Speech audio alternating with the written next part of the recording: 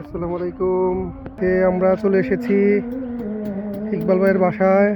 উনি এখানে 3 kilowatt panel লাগাইছে। দেখেন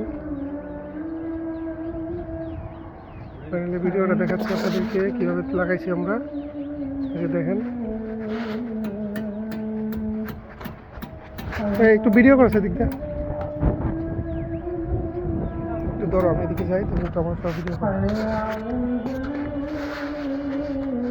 মনু প্যানেল এখানে আছে 3টা, এখানে আছে 3টা, 6টা, আরেকটা আছে 7টা লাগবে।